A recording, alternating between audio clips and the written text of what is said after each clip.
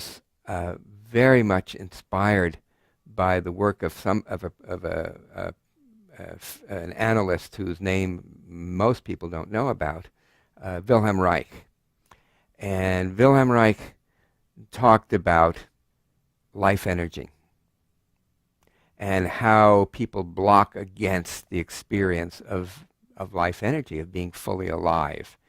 His work became known as the Orgasm reflex work, and that was an important part. I would look at it today is his work about how we really can contact our own vitality and overcome some of the blocks, which he called character armor, and that was the methods that we use, the way we used to defend ourselves from painful emotions, so that we wouldn't feel them, but at the same time, of course, we shut down our whole emotional range. Let me start by representing what I took from Wilhelm Reich's work. So here we have a river, a stream, and here in black are the banks of the stream. And we can make that a little bit thicker so we know that this is definitely a bank of the stream. All right. Now, here's the water flowing in the stream. And you see the water has little turbulences, little eddies, little warbles that just flow back into the system. And, you know, the reminder for this is row, row, row your boat gently down the stream, merrily, merrily, merrily, life is but a stream. This is the stream of life. And what Reich showed is that when we armor against the flow of our life energy, it's like having rocks, stones in this stream, so that the full flow of the stream becomes disrupted.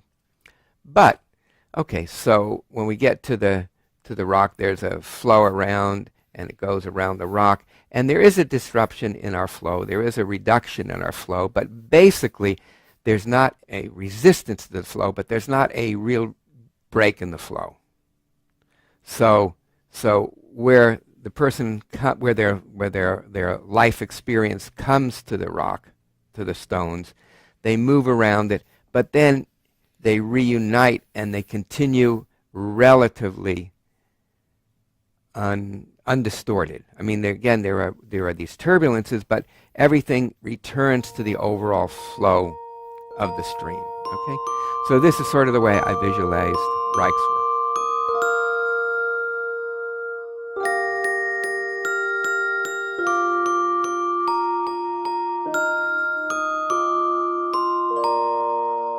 It's really important to appreciate that these are metaphors. They're not really the psychophysiological mechanisms, the things that are going on in the brain, the nervous system, and the body.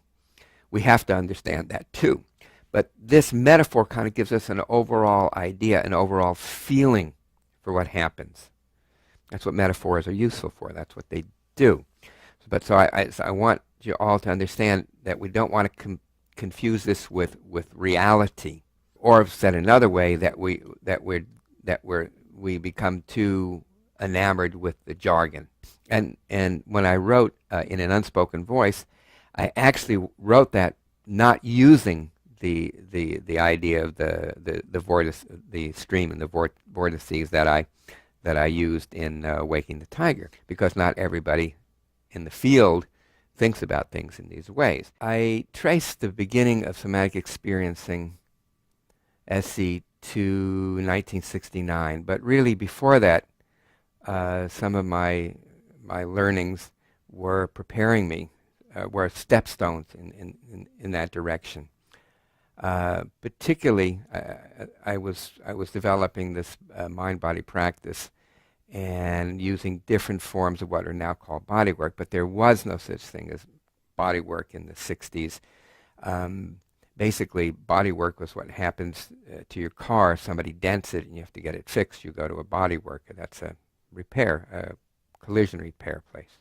And mind-body was really in its infancy. But I knew that that was the area that I was going to be pursuing. And I was very much inspired by the work of an analyst whose name most people don't know about, Wilhelm Reich. And Wilhelm Reich talked about life energy and how people block against the experience of life energy, of being fully alive. His work became known as the Orgasm reflex work, and that was an important part. I would look at it today is his work about how we really can contact our own vitality and overcome some of the blocks, which he called character armor, and that was the methods that we use, the way we use to defend ourselves from painful emotions, so that we wouldn't feel them, but at the same time, of course, we shut down our whole emotional range. And again, this is work that sadly has been overlooked and kind of put into the annals of museums. When I started to begin to develop somatic experiencing in the 70s, Wilhelm Reich's ideas were still very fresh in my mind. And I would work with people and try to explain what I was doing. And I had to find a language. I mean, I didn't have a language. I mean, I had the language of Reich's. I was clearly working on a different type of phenomenon. His was about character armor, character structure, and character armor. And I was becoming interested in trauma. And again, in 1969 and in the 70s, that was well before the definition of trauma as PTSD in the original DSM-3. And in a way, I was fortunate because I didn't know that trauma was supposed to be an incurable brain disease. So I was free to explore many different avenues. And of course, some of the most important fruitful areas that I was exploring at the time was animal behavior, particularly the orienting responses, how animals respond to, and human animals respond to novelty in our environment, and how we protect ourselves, how we defend ourselves against threat, against danger, with fight or flight, and ducking and dodging and retracting and twisting, anything to get away from the threat, and then finally freezing and collapse. What really stands out to me about the origins of somatic experiencing is how it offers something that so many people never even knew was possible: relief. Not just managing symptoms, not just coping, but actual, deep, embodied relief. If you've lived with trauma, really lived with it, you know what it's like to feel stuck. Like something got frozen inside you at the worst possible moment. And no matter how much time passes, no matter how much you know you're safe now, your body hasn't gotten the message. Maybe it's the nightmares, the panic out of nowhere, the exhaustion that never quite lifts. Maybe it's not even obvious, just a vague numbness, like you're watching your own life from the outside. Either way, it feels permanent, like something broke, and there's no way to unbreak it. But what SE says, what's so radical about it, is that trauma isn't something you are. It's something that happened. And more importantly, it's something your body knows how to heal from. Not by reliving the pain, not by forcing yourself to move on, but by completing something that got interrupted. And that's where this whole thing started, before there were even words for it. Before anyone was really listening to what trauma survivors were experiencing. Before anyone believed that healing was even possible. SE was built on the understanding that trauma isn't just in your head. It's in your body, in your nervous system, in the ways you shrink away from things without realizing, in the tension you can't let go of, in the exhaustion of always being on guard. And most importantly, it's not your fault. There's something so deeply compassionate in the way SE looks at trauma. It doesn't say, "What's wrong with you?" It asks, "What happened to you?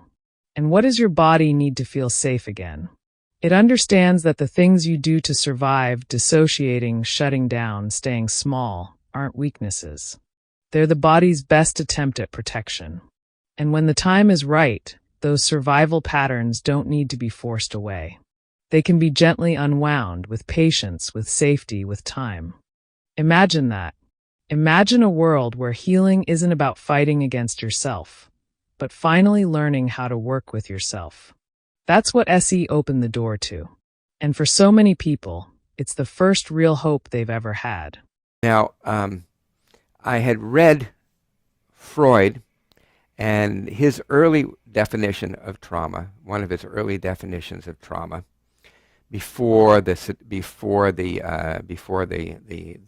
Oedipal theory, was that trauma was due to breach in our protective barrier against overstimulation. He said stimulation, I say overstimulation, leading to feelings of overwhelming helplessness. And Freud kind of backed away from that understanding of trauma as he looked more and more as trauma being something that was caused by conflicts, that we wanted to have sex with the parent of the opposite sex, and then of course at the same time we would fear the retribution from the other parent, and so forth. And I don't doubt that there's some truth to that.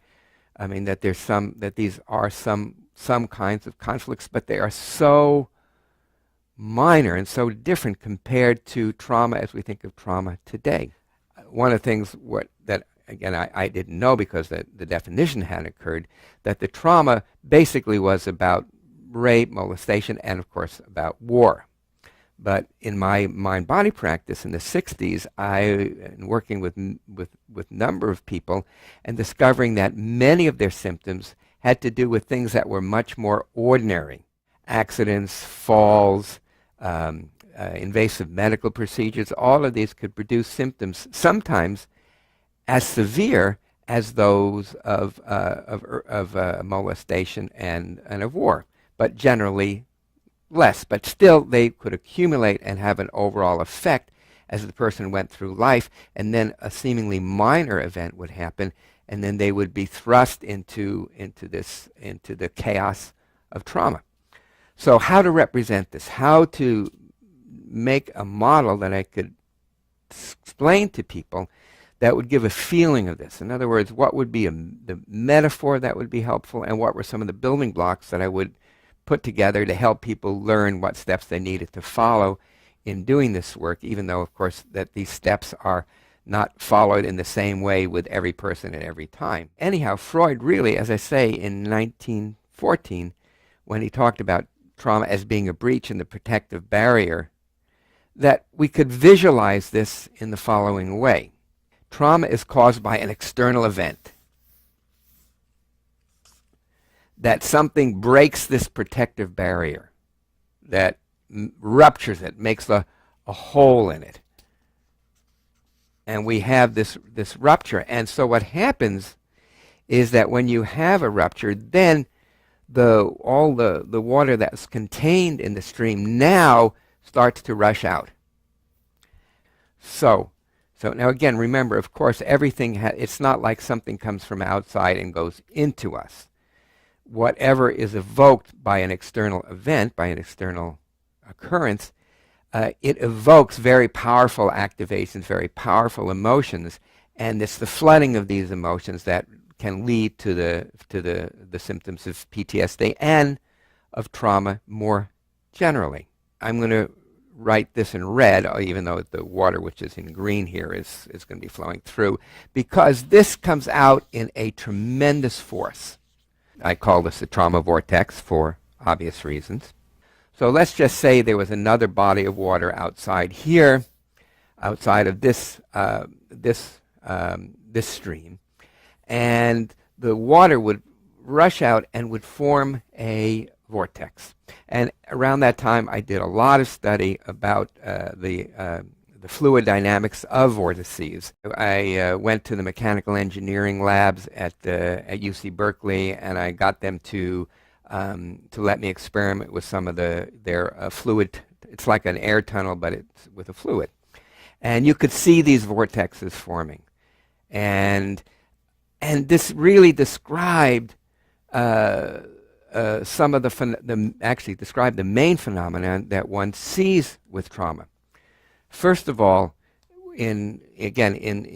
without trauma, even though we have resistance, even though we have blocks, even though we have our character, our muscle armor preventing the full flow, we still have a basically coherent flow in the life stream.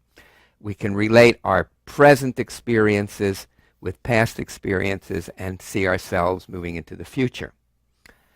With trauma, something happens that's very, very different, where people are drawn over and over into these emotions, into these relivings, being flooded by images and emotions related to the trauma. So it's sort of like any time the person went anywhere near the trauma, they would be pulled in towards the trauma and then chewed up in the vortex of the trauma. And that was clearly, that really represented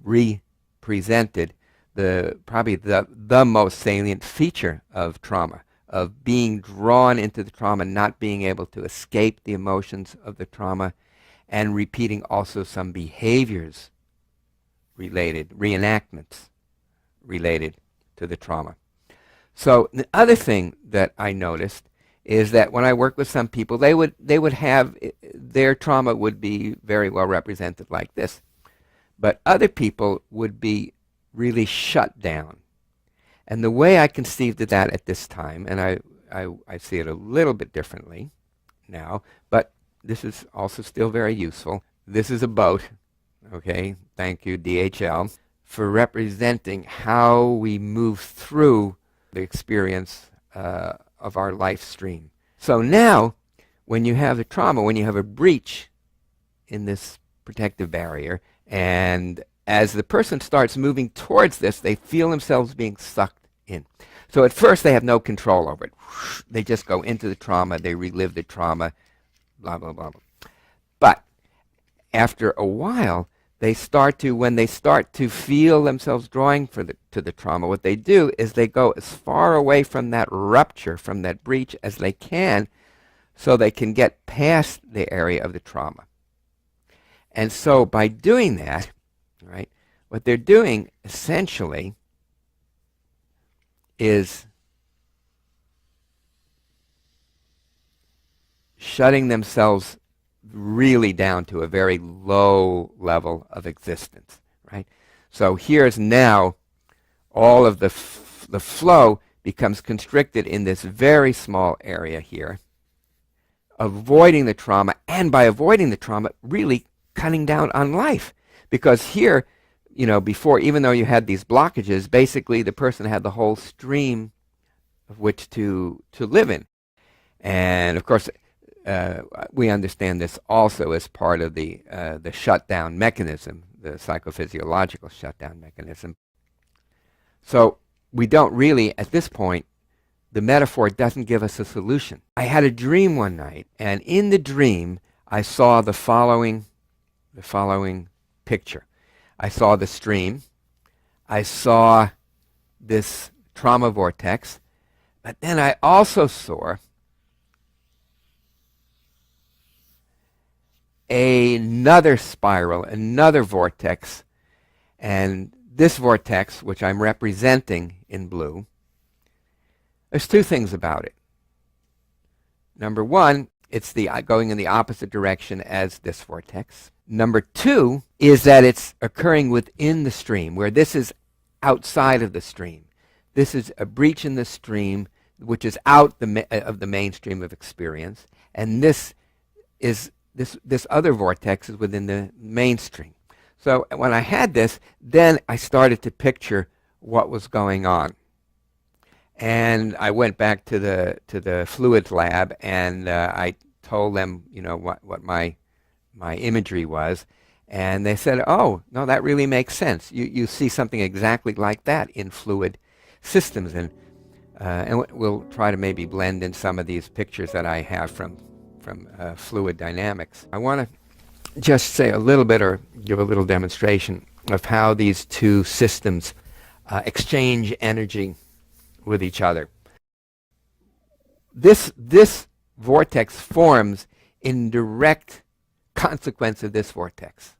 You see, you always see vortices in pairs like this, whether it's galaxies, supernovae, whether it's storm systems. You'll see the one vortex and then you'll see the other vortex forming.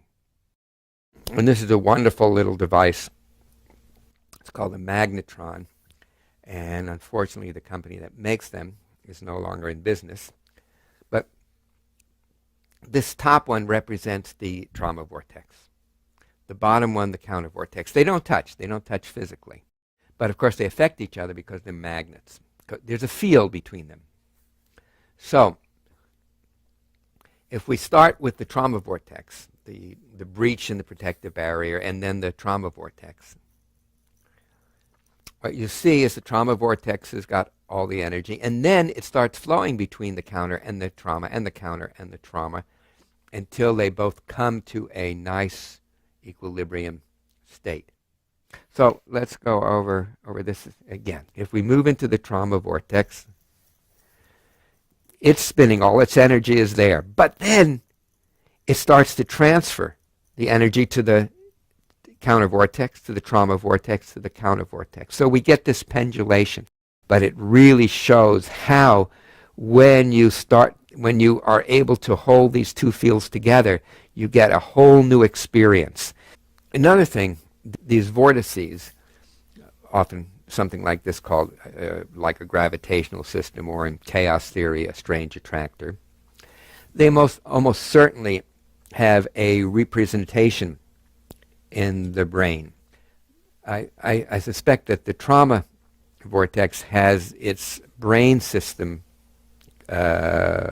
component in certain systems involving the brainstem, the middle and upper brainstem, having to do with fear and distress, and also the amygdala in the limbic system having to do with danger, that these systems go into like storms of activity.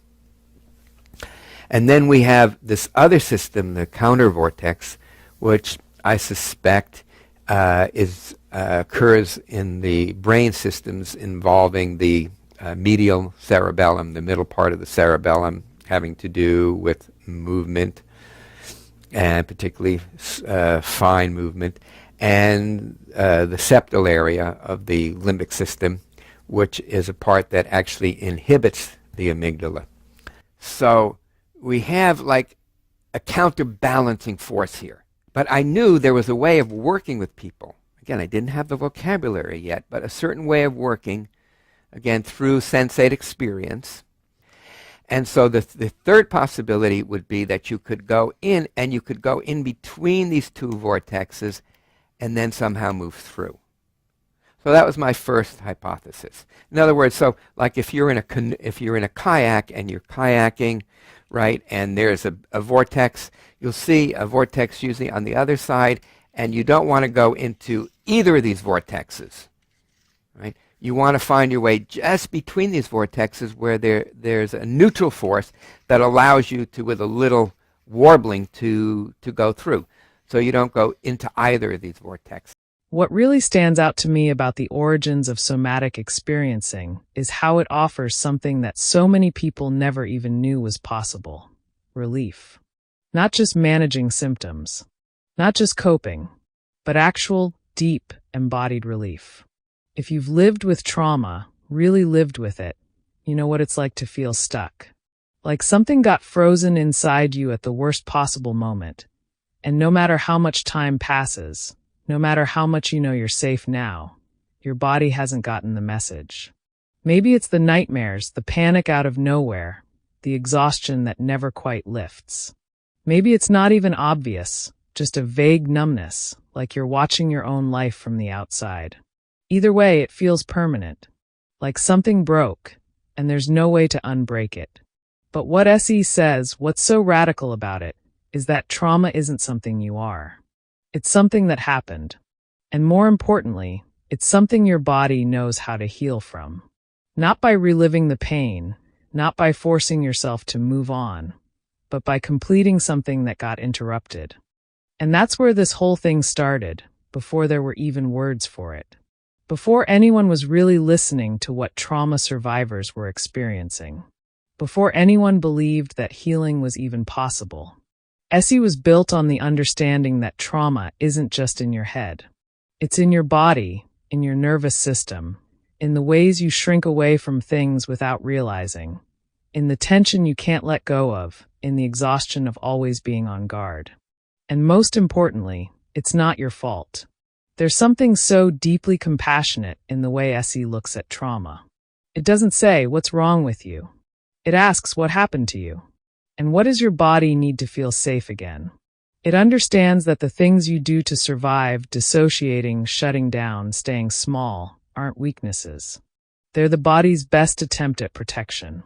And when the time is right, those survival patterns don't need to be forced away. They can be gently unwound, with patience, with safety, with time. Imagine that. Imagine a world where healing isn't about fighting against yourself, but finally learning how to work with yourself. That's what Essie opened the door to. And for so many people, it's the first real hope they've ever had. I call this the healing vortex because it allowed us to heal from the trauma. I soon realized that was a mistake, and you'll see why, for a number of reasons. And then I changed and I started to refer to this as the counter vortex. Strictly, here's the trauma vortex, and here's a vortex that's working in a counter direction.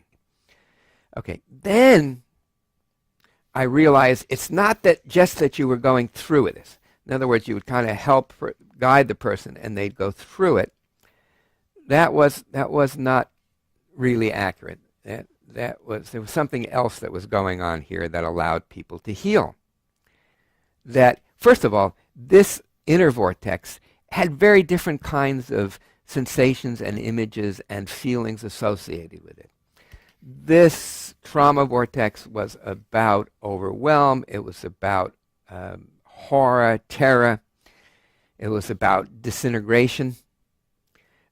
It was about demonic images. If there were images, there were sometimes demonic images. And this other vortex actually had associated with it images that were more of a beatific nature. This was during the 60s, so a lot of people were taking LSD and other drugs. And what they would do is they would go into these beatific trips with images similar to what I was noticing in this inner vortex. And then, however, they would be more dissociated. They were unable to really engage in life. And many people actually became psychotic, not having a forged enough self to be able to observe them without kind of merging in them. So it's not like they were really able to get the useful value out of these, well, they're archetypes. And then I was also reading Jung around this time. And I realized that these are different kinds of archetypes, either being sucked into the trauma vortex, the bad trips, the so-called bad trips, or into this counter vortex, having these beatific trips, but being ungrounded in them. And then it occurred to me that something else happens. First of all, when you work with people, first they're only the trauma vortex, and you have to help stabilize them so that this counter vortex can grow. Because at first, the counter vortex is just this little teeny little thing here, and it's much less powerful than this whole vortex over here. And that's why it's really critical that our clients have the capacity to have some positive experience. And I talk about that in Unspoken Voice as the islands of safety, as the way we begin to build a solid mass that helps people buffer against the raging torrents or the turbulent seas of trauma.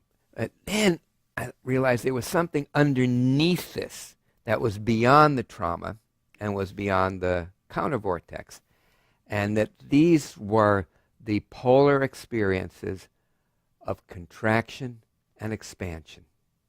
And this is what the basis of the principle of pendulation is about, that we are always, no matter what we're experiencing, it may get worse, contraction.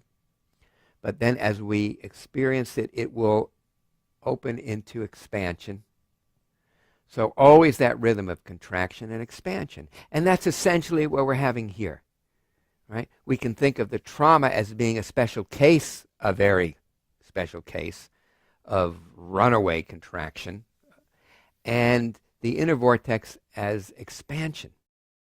Then I started to realize, okay, what was happening is the person would maybe kind of go into the trauma, but they wouldn't go into it the way they were before. They would kind of go around the periphery of it, and then this other vortex, you see, would be drawing them back, and they would come into this vortex, and then as they moved around, to be able to come into the mainstream.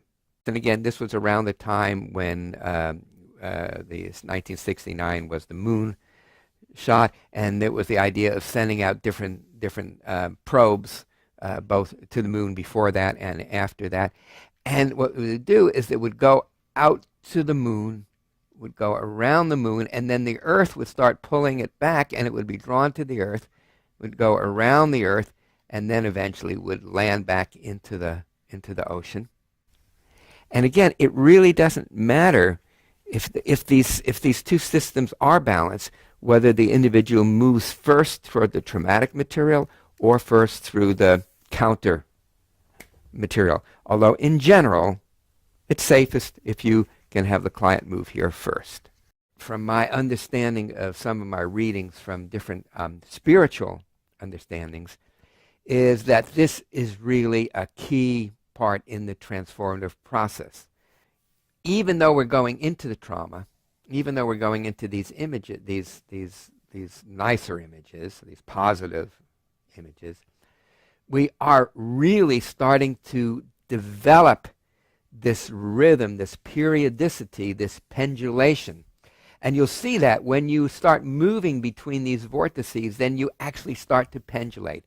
As you see now in this illustration of a fountain. And it's really an amazing thing. You'll see the two vortices forming, just as I've been showing you. And you see as they form, then there's this sloshing back and forth, this pendulation between the two vortices. So in a sense, you could say we're using the trauma vortex and the counter vortex as a way of coming home to pendulation. So that was getting me a little bit closer.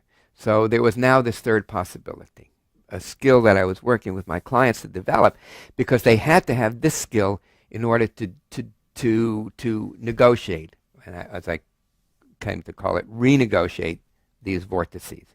And they had to be able to stay observing.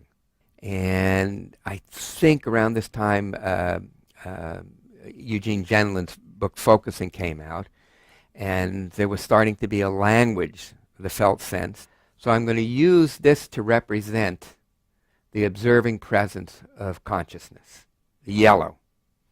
So I'd be working with the client, helping them develop this awareness mostly through body sensations.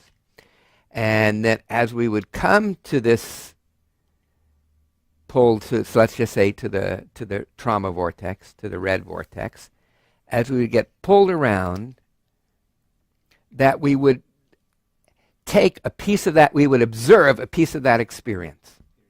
So with the observing presence, we would grab one piece of experience, one small piece of experience from the trauma vortex. We would hold that in our observing presence. And we would take this around, and then as we would move into the gravitational field of the inner vortex, the counter vortex, we would be taking one piece of experience from that vortex and holding them together. As you move through one of these cycles, we don't keep going around and around unwinding this, because there's a lot of compressed energy, the survival energy, the sympathetic energy of arousal is locked in the person's organism, in the person's body, and you want to be able to titrate that, to just access one small piece of experience at a time. So, for example, we have the gazelle that are grazing in an uplands meadow. And so their life energy is kind of moving like this. Yeah, they're just relaxed but alert. And then in a moment, they come to a heightened alert state when they have the first inclination that they're being preyed upon by the cheetah. And then as they run for safety, we have the full-out sympathetic arousal. But then in that moment just before the kill, just before the impala is going to be killed and devoured, that energy is compressed. It gets locked in. So each time we move around, we have an access to that energy. And so what happens again? Here's this free energy, this relaxed alertness, this sense of danger, this all-out sense of threat and danger, and then the compression of that energy. And so each time we move between those polarities, between those two strange attractors, there's a gradual, because we're moving around the periphery, we're not going deeply into either of them, there's a gradual release of activation. And you notice how the slinky vibrates, how the spring vibrates, and then comes to equilibrium. That's the importance of being in the here and now, to reorient to the here and now. So each time we get a full integration of that energy. Again, titrating one onion peel at a time. Just skimming one onion peel at a time. Again, allowing things to settle, reorienting to the here and now.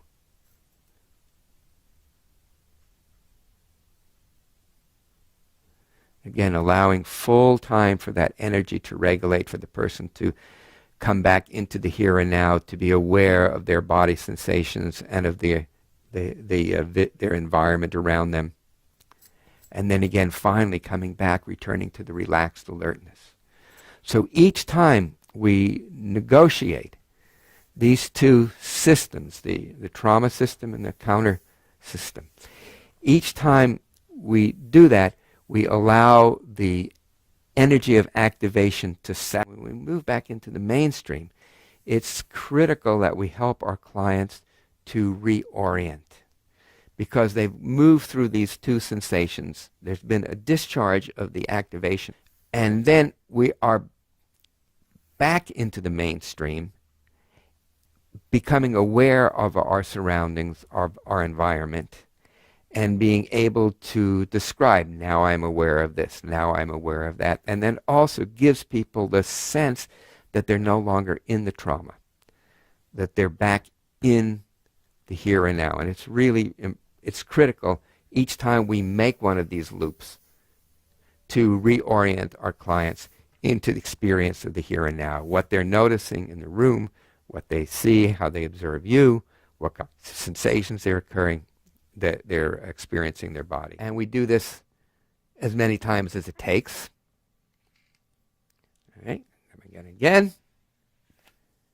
Get the part of the trauma experience, the part of this other kind of experience, this polar opposite experience, and again hold them together so they are no longer opposites, but again are a new cohesive unit of experience, and then move back into the mainstream. And as this is done, the trauma vortex starts to disappear, and in its wake we're left with the full stream of life energy with these integrated experiences. We have transformed these two atoms, if you like, a positive atom and a negative atom. We have held them together now as a dipole. And this dipole is the transformed experience. And that's was an important piece for me, because I realize when we do this, people do transform. It's not just that they learn to tolerate the trauma vortex or to have the opposite experience. It's like these two experiences are held together. And I think Jung understood this, and I believe, at least from my reading of Jung, that a key in the individuation process of becoming whole had to do with being able to hold these opposite polarities. And this is where I started to understand the deeper meaning of this metaphor, of this model. This is a real important part about maturity and about spiritual development, is being able to hold these opposites together. This, I believe, is really implicit, is an implicit underpinning of certain sects of Tibetan Buddhism, particularly about the Kumnai tradition. And I realized that in a way that probably in our age, that trauma is the route towards enlightenment in that sense. Because most people, if they don't have trauma, they're not going to really learn about pendulation. Why bother? You know, everything is good. You have a nice car, a nice house. You know, you can sit and watch the football game on television. Who would really want to spend a lot of time and discipline unless they absolutely had to? And when we're traumatized, we absolutely have to. When I had the opportunity to talk to a Tibetan Lama in Berkeley many years ago, and I was telling him about this way of working with trauma and the understandings that I was coming to, and I asked if he felt that there were parallels in the Tibetan religion, the Tibetan spiritual religion. And he said, well, definitely you see this in the Kumnai tradition. He said, but really this goes back much earlier, and this has come up in different parts of the world, and it probably originated in the Stone Age Celtic early religions.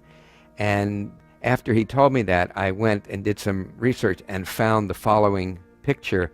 And what you'll see is the entrance to the cave temple, and then in front of you'll see what's called a protector of the temple, and you'll see this large oval stone, and just notice what's carved in the stone. Enjoy. So I hope this helps you to understand the value of these ideas, but also their limitations as metaphors, but also as a way of understanding the relationship, the intrinsic relationship between successful transformation of traumatic experience and spiritual awakening. And again, this key part, the observing presence, which allows us to hold apparently opposite experiences together, and so that they lose their oppositeness by becoming a new experience, a new transformed experience. So that's how trauma healing takes us to spiritual, the potential for spiritual awakening. When I first heard Dr. PeterLevine weave this story about vortices, I was hooked by how he brought the magnetron to life, those two spinning forces trading energy until they harmonize.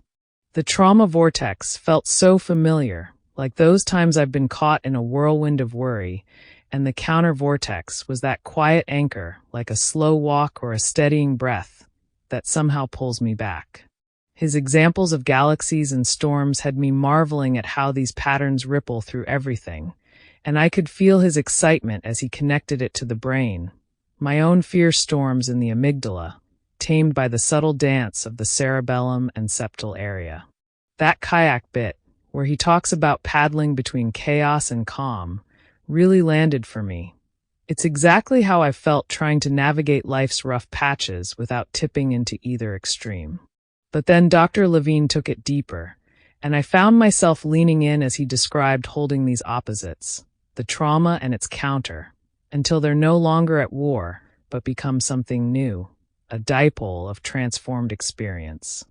It's like he was saying that all those times I felt torn apart, there's a way to stitch them together into something whole, something radiant. When he brought in Jung and Tibetan Buddhism, I got chills suddenly. My personal struggles felt tied to this timeless quest for wholeness, a journey that promises not just survival but a soaring kind of peace. His point about trauma being a gateway to enlightenment hit hard. I've had moments where life's cushy enough, nice car, football on TV, that I wouldn't bother digging deeper. But when the storm crashes in, I have to face it, and that's where the magic ignites, where I find strength I didn't know I had. Here's where I started seeing something new unfold, something to lift us up. Dr. Levine's cave temple image sparked a vision. What if that oval stone, carved with meaning, isn't just a protector but a mirror? Imagine it reflecting the boundless sky, cradling both the storm and the stars in its surface. A natural dipole etched in rock that whispers hope. I pictured our ancestors standing there, gazing into it, their own traumas and triumphs blending as they saw chaos and calm unite in a shimmering dance. Maybe that's Dr. Levine's gift to us. This isn't just a modern fix, but a primal rhythm we've always carried, a way to hold life's jagged edges until they fuse into something sacred, something that shines. For me, that echoes his Lama's words about the Stone Age. Trauma's not a dead end, but a bold teacher, carving its lessons into us like those ancient hands carved that stone, guiding us toward a fuller, freer stream of life energy. It's a call to rise, to transform, to trust that every scar can become a beacon of light on this wild, beautiful path. Don't forget to like, comment, and subscribe to Inside Serene, a channel dedicated to helping you navigate your healing journey. Together, we can break free from the chains of addiction, trauma, and chronic stress and embrace a brighter future.